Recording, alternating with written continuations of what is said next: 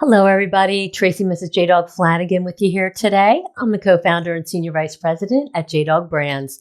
Welcome back to another exciting episode of Tactical Treasures Podcast, powered by JDog and Vet TV. Our podcast gives veterans, mil spouses, active military members, and military family members a voice in the veteran space to speak about their service, what they're doing post-service, how they're affecting their communities, and they share with me a tactical treasure that has helped them in their journey, in their military career, business, or life. Today, I'm very excited to have the pleasure of speaking with Major General Mark Schindler, who was nominated to continue to serve as the 54th Adjutant General of Pennsylvania and was confirmed by the Senate of Pennsylvania on April 26, 2023. In this cabinet-level position with the Department of Military and Veteran Affairs, headquartered at Fort Indiantown Gap, Annville, Pennsylvania, General Schindler oversees a combined state and federal budget of over $966 million.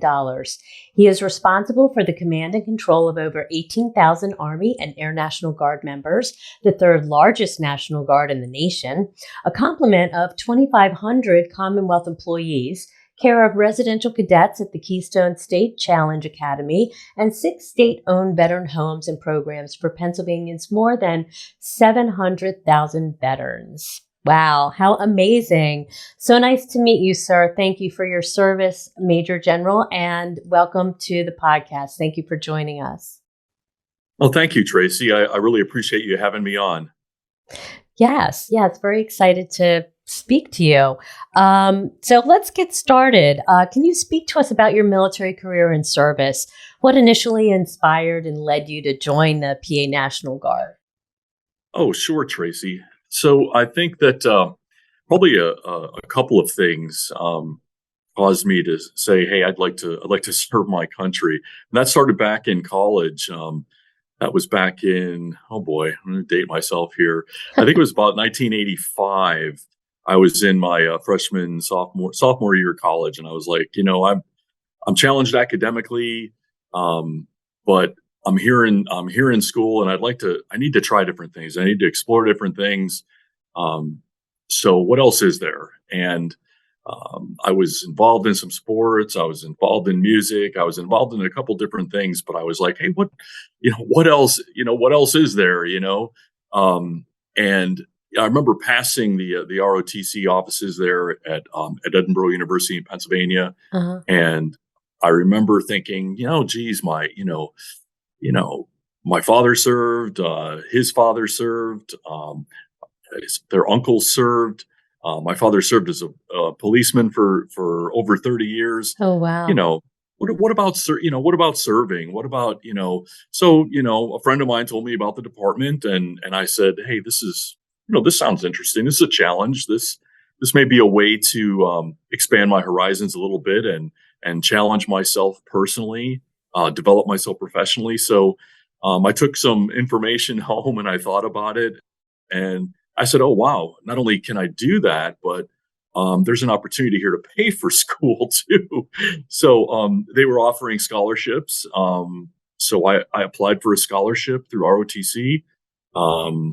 I went back into the office and said, hey, I'm interested, applied. And that got me started into basic training, and which I think was basic camp at the time.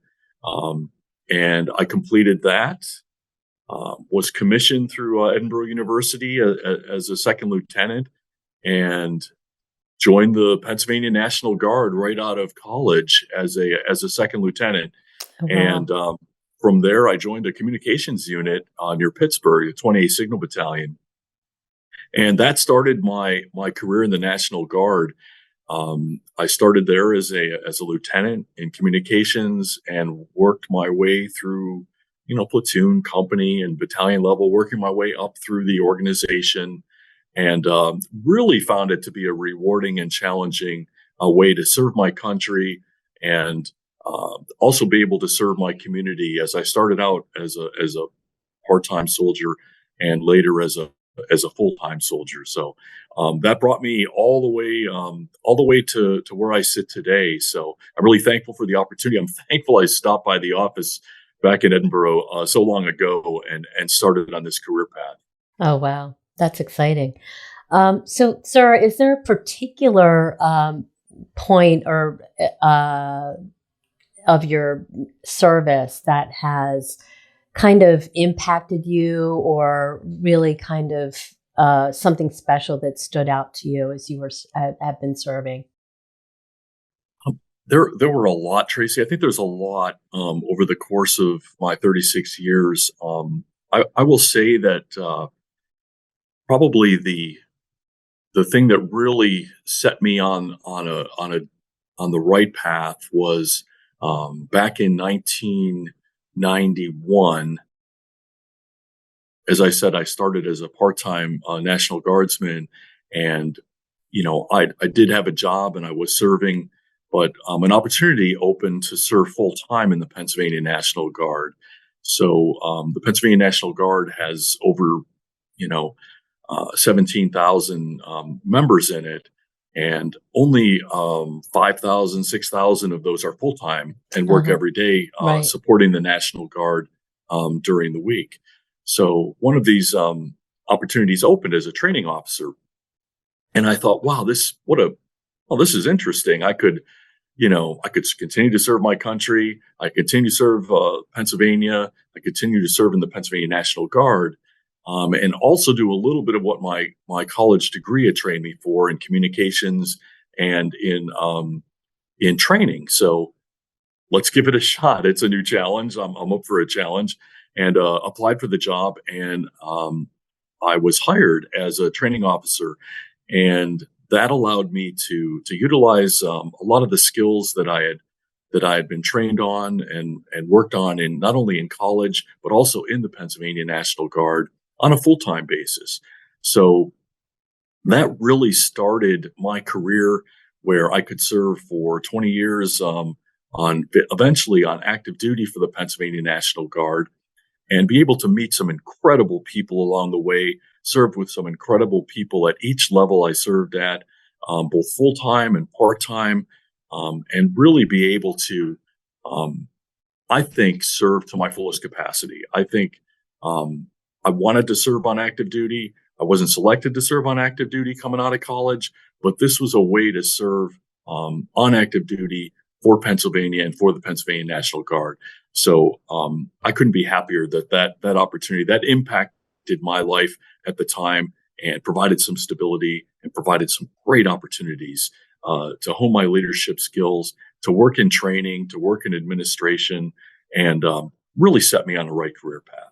Wow, that's amazing.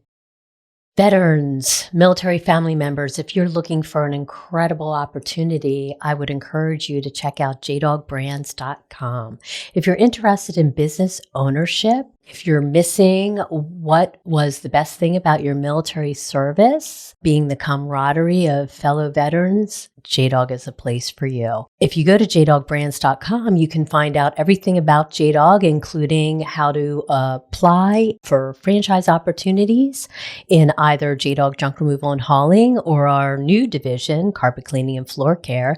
And if you're looking to just be employed by a JDog, we have over 300 locations, close to 115 franchise owners, 90% veteran owned. You can go to the career page and fill out the form and see where we're hiring all across the country. And we connect you with your local JDog in your territory. So check us out, JDogBrands.com. So you're nominated to continue to serve as the 54th Adjutant General of Pennsylvania. Could you talk to us about the work that you're doing in this particular role? Sure, absolutely, Tracy. I'd love to. So, as the Adjutant General of Pennsylvania, I serve as the for Governor Shapiro in charge of the Department of Military and Veterans Affairs, and that department is a has a dual mission, not like every state department within Pennsylvania. So our mission is to strengthen our communities by serving our veterans and serving our citizens, partner with other governmental agencies to take care of our veterans and prepare our military to serve, whether within the continental United States or overseas. Mm. So I'm responsible to the governor for the outreach to our almost 700,000 veterans that live in Pennsylvania, the fourth largest veteran population in the nation. Oversight of the 6 state veterans homes within Pennsylvania, and also providing the command and control to the governor for the almost 17,000 airmen and soldiers within the Pennsylvania National Guard. And we do that through, I do that. I don't do it alone. I've got some great people that work for me, Right. some deputy adjutant generals for the Air National Guard, for the Army National Guard, for our Joint Operations Center, and also our state employees that provide all the support we need to ensure that we're taking care of our veterans and taking care of our soldiers and airmen. Because our mission, Tracy, at least on the military side, and not a lot of people know that you can join the National Guard, serve in your community, and while also serving your country and your state in the National Guard.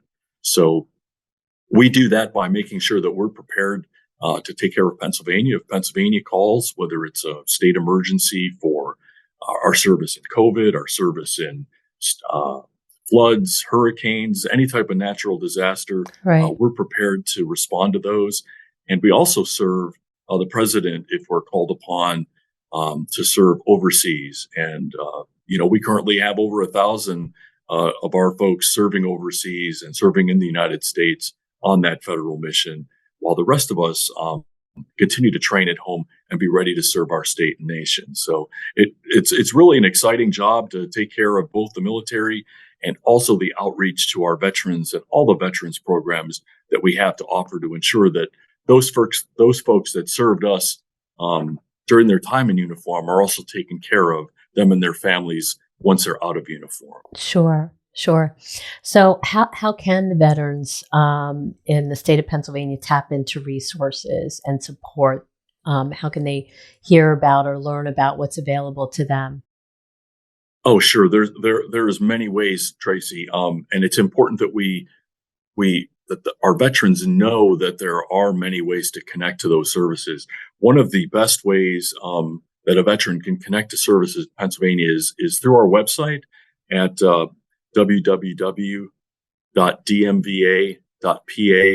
www.dmva.pa.gov. Mhm.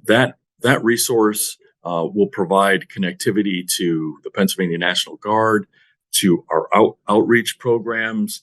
One of our key outreach programs is PA Vet Connect, and Okay. that program is designed to connect veterans to almost any type of service that is provided and available to them, from filling out forms to ensure that they get their benefits and their family get their benefits, all the way to tackling homelessness, to tackling any type of um, any type of situation that a veteran might come into, because there's so many resources available across Pennsylvania that some veterans don't even know that it may be just down the street from them, and not Right. necessarily in Harrisburg or in Philadelphia or in Erie or in Pittsburgh. It might be right around the corner for them.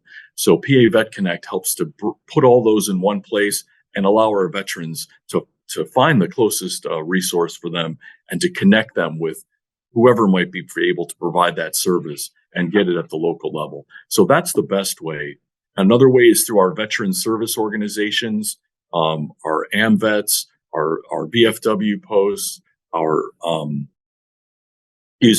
our Legion of Merit posts, anywhere of our veteran service organizations and veteran service officers can help connect our veterans to any one of the services that they may be entitled to, and also explain those benefits to them.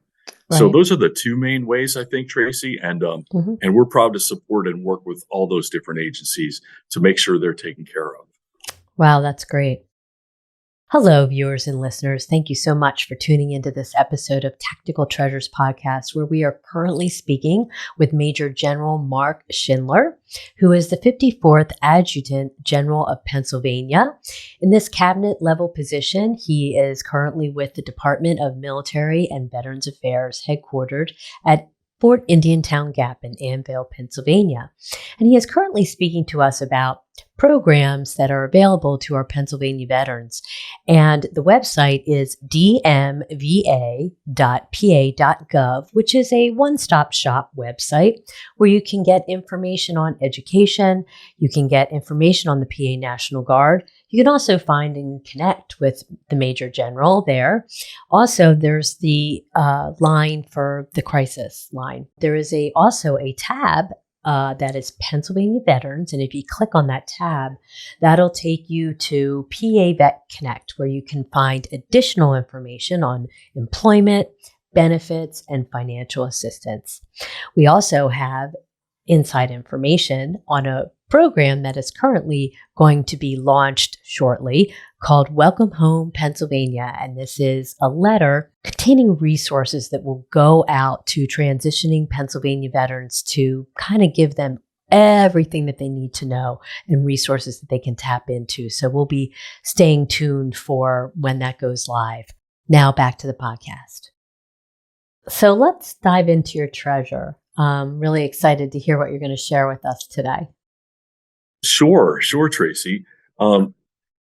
So I would think that, my treasure is really started for me back in when I started my career in the National Guard, and that's our Vietnam veterans. When I first joined the Pennsylvania National Guard back in 1987, I came out of ROTC and came from a familiar environment of everybody that all trained together and knew each other and was trying to get commissioned and be a good officer. When you leave this training environment and you're put into a unit and you're put in charge of a platoon, and I was fortunate, extremely fortunate, that my first platoon sergeant was a Vietnam veteran, Sergeant First Class Lee Batista. I'll never forget his name. I'm still in touch with him to this day. That's great. But he taught me about soldiering. He taught me about dealing with people. He taught me about the ins and outs of my jobs, all those little things that you're not going to learn in a book, and you're not going to learn by being in a classroom. He was a great mentor to me in the early stages of my career.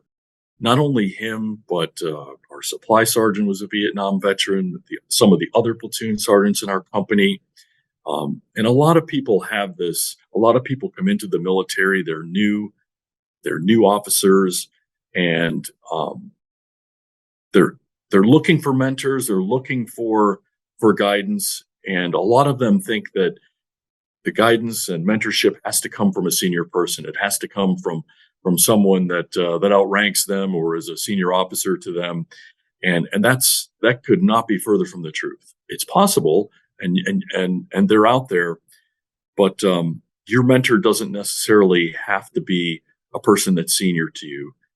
They just need to be a person that maybe has some more experience than you do, and could be a platoon sergeant. It could be someone that has just been in the unit longer than you.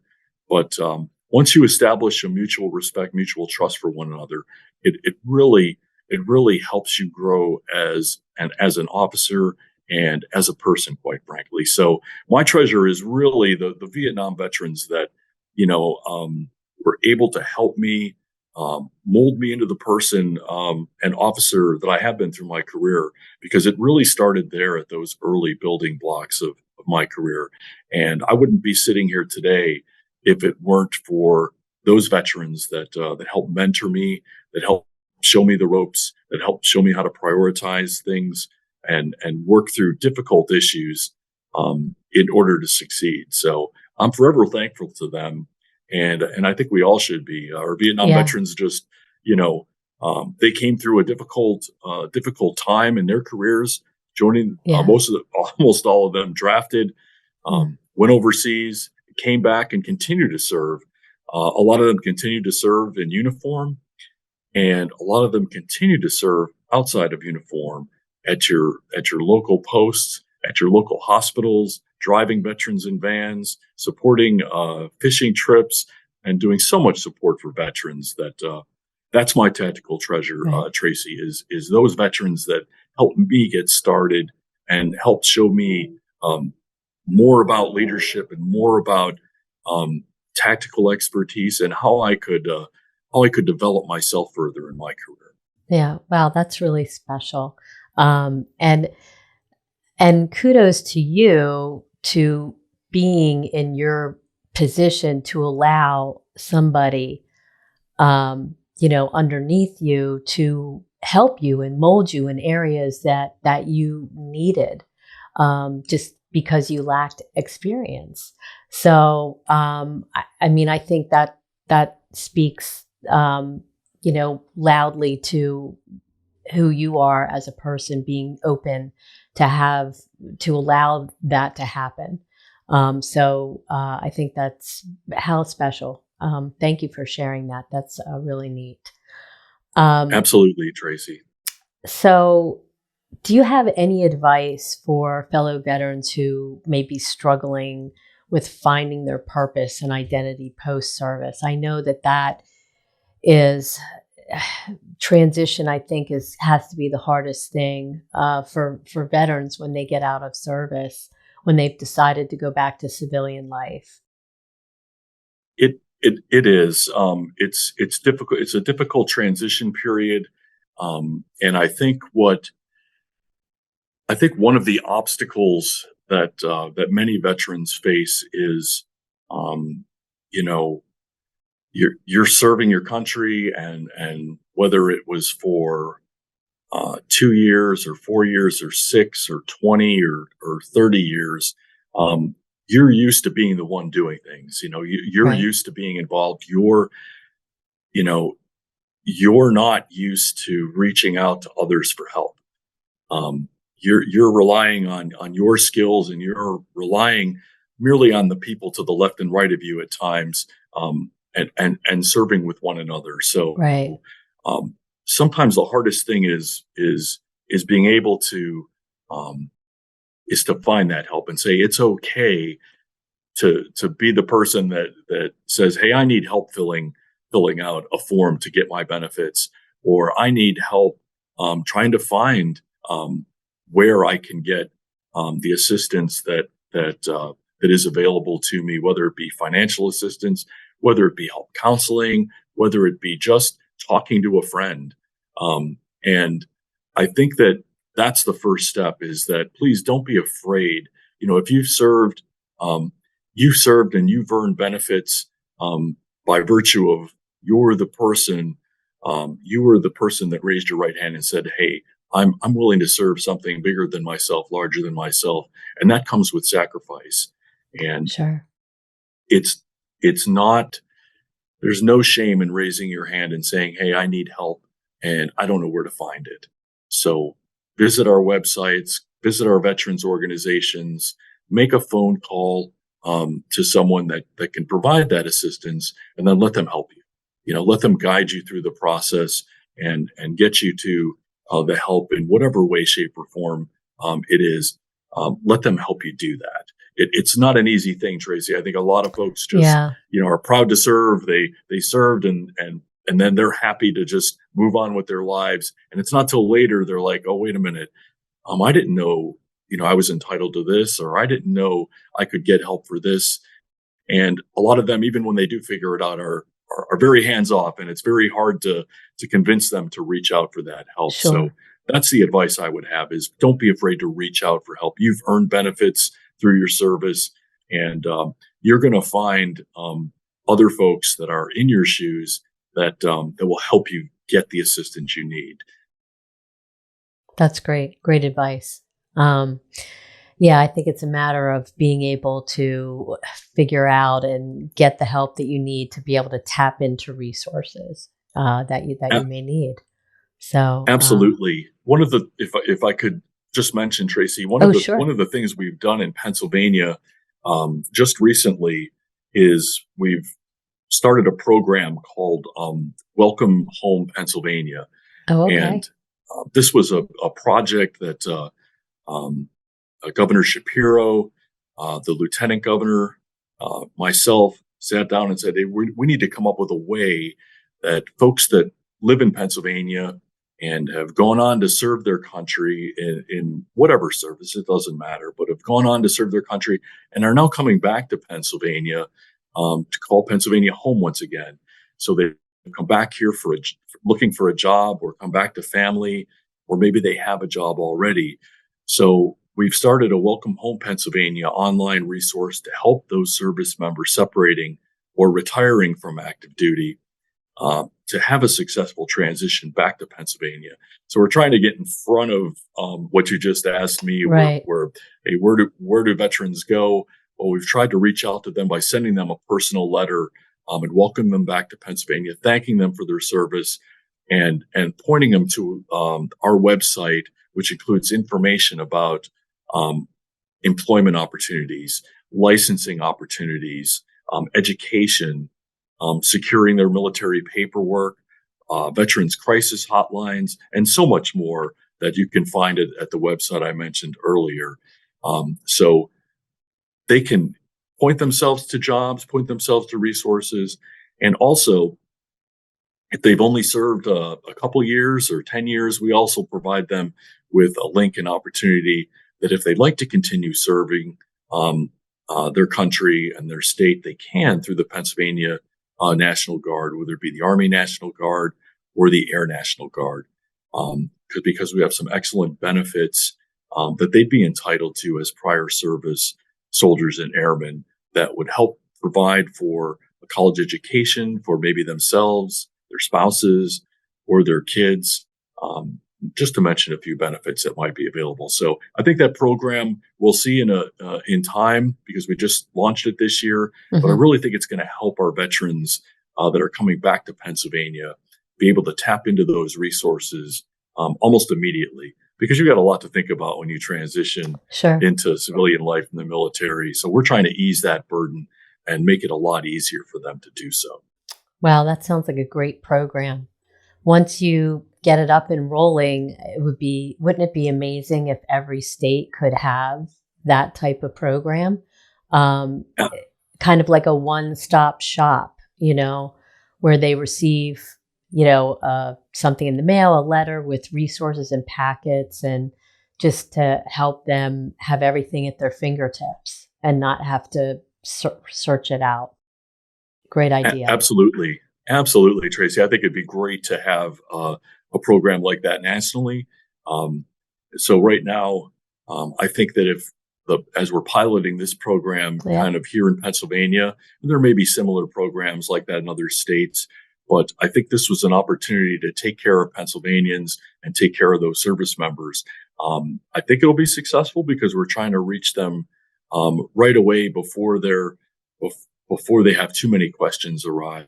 Right. And if it works, then it's something I'd be happy to share with my counterparts in other states too, and see if we can get something Yeah. established on the national level also. Yeah. Great idea.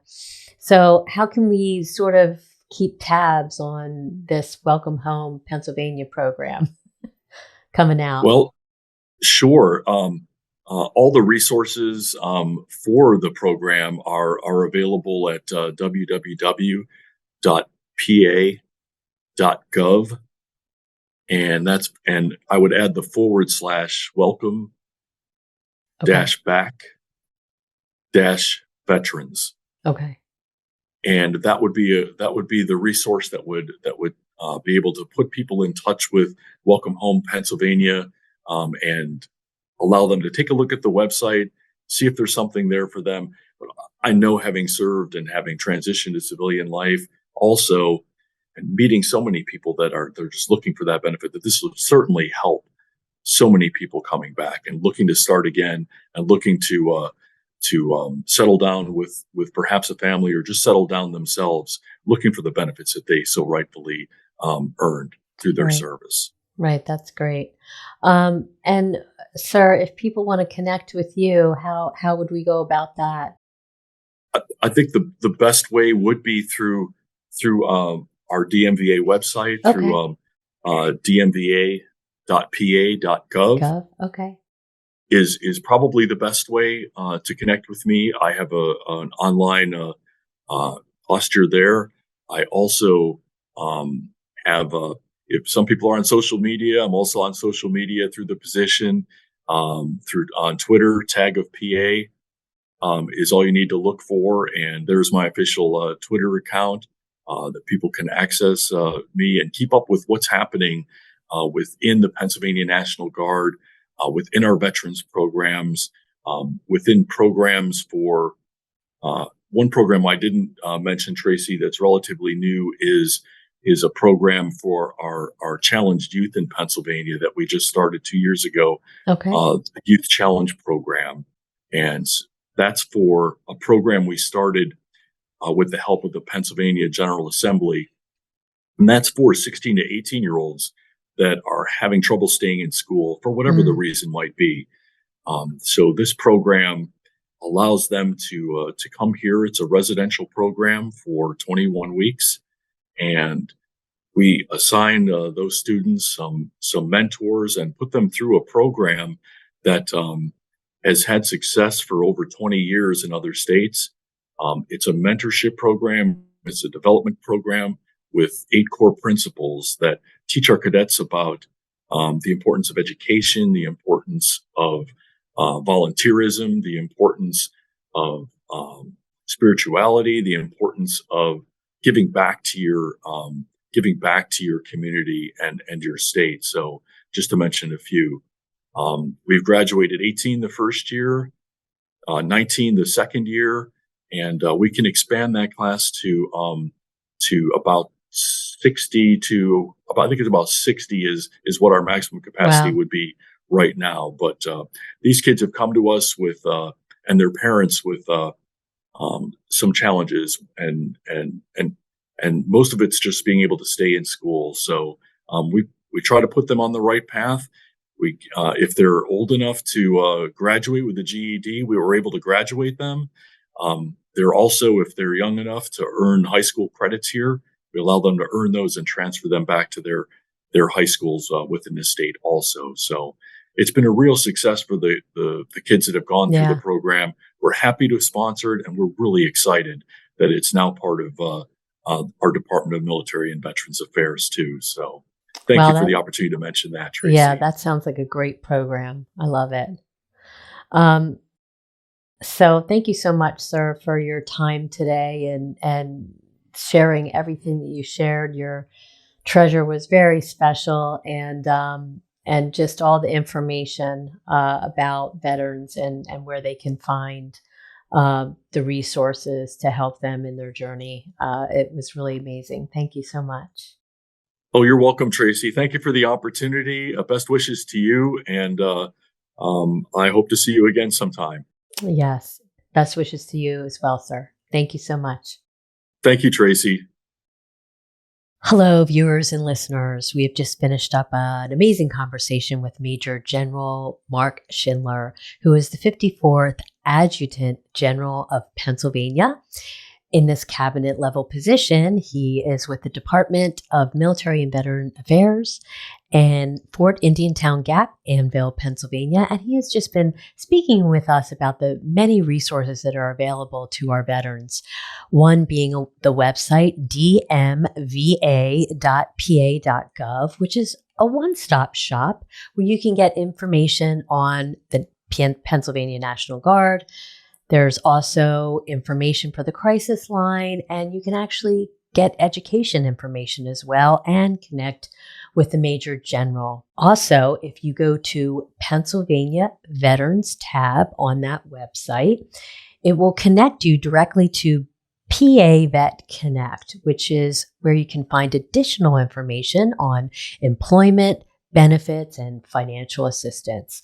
Also, we've just kind of been given the inside information on a program that's getting ready to launch shortly called Welcome Home Pennsylvania. And this is where a letter and resources will go out to transitioning Pennsylvania veterans getting out, where they will be able to get all the resources right at their fingertips. So we're staying tuned to when that will actually go live. So thank you so much for tuning in to this episode of Tactical Treasures Podcast. And don't forget, you can find us on all your favorite podcast platforms, as well as Vet TV. We are now airing on Reese Across America Radio on Wednesdays at 10 p.m. Eastern and Saturdays at 1 p.m. Eastern. You can also find Reese Across America Radio on the iHeartRadio app, the Odyssey app, and the TuneIn app. Thanks for joining us. We'll see you again on another podcast. Bye-bye now.